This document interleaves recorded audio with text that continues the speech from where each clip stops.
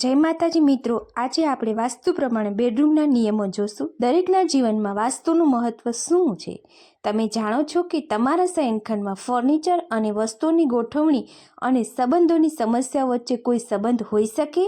શું તમારે તમારા પરિવારના સભ્યો સાથે નિયમિત ઝઘડા થાય છે?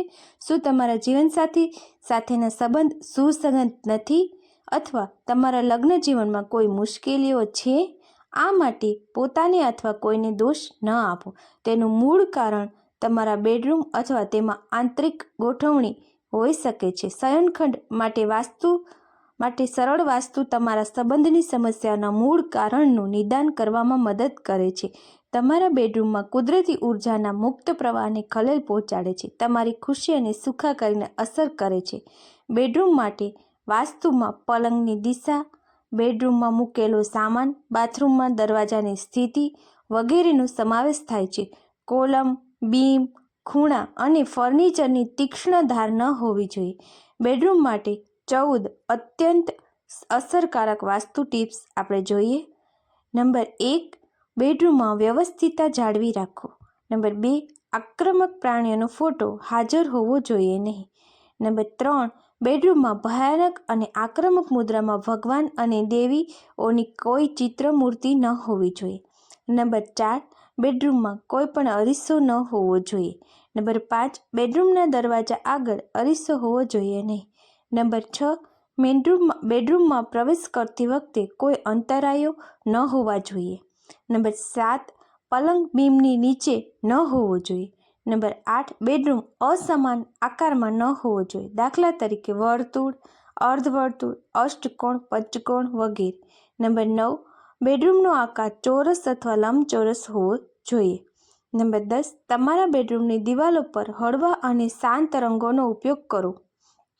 નંબર 11, રૂમમાં પ્રવેશ કરતા સમયે કપડાનું કબાટ અડચણરૂપ ન હોવું જોઈએ।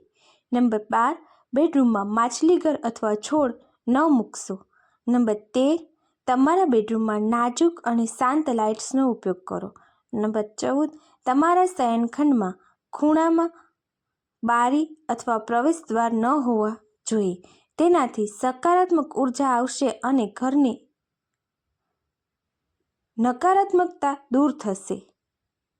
વાસ્તુ પ્રમાણે પથારીની દિશા, સામાન્ય રીતે લોકો વિચારે છે કે વાસ્તુ મુજબ પથારીની સ્થિતિ પૂર્વ અથવા દક્ષિણ બાજુ હોવી જોઈએ। વાસ્તુની તમારા બેડરૂમ પર કેવી અસર પડશે? વાસ્તુ મુજબ શયનખંડ નોંધપાત્ર ચિંતાનો વિષય છે।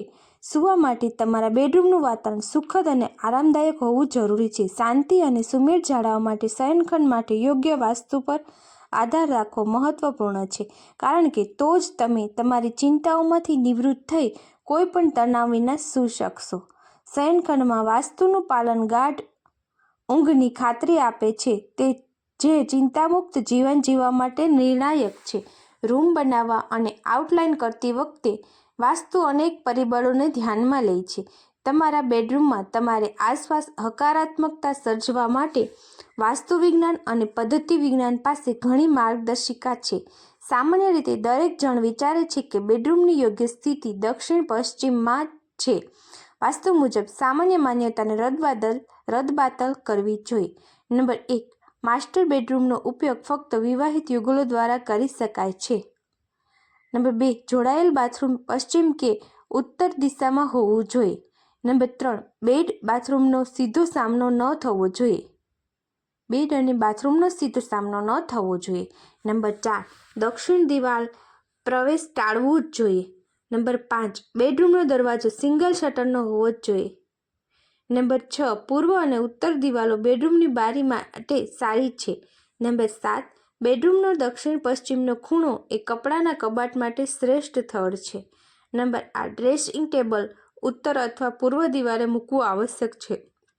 નંબર 9, બેડરૂમ દક્ષિણ પૂર્વ દિશામાં ન હોવો જોઈએ।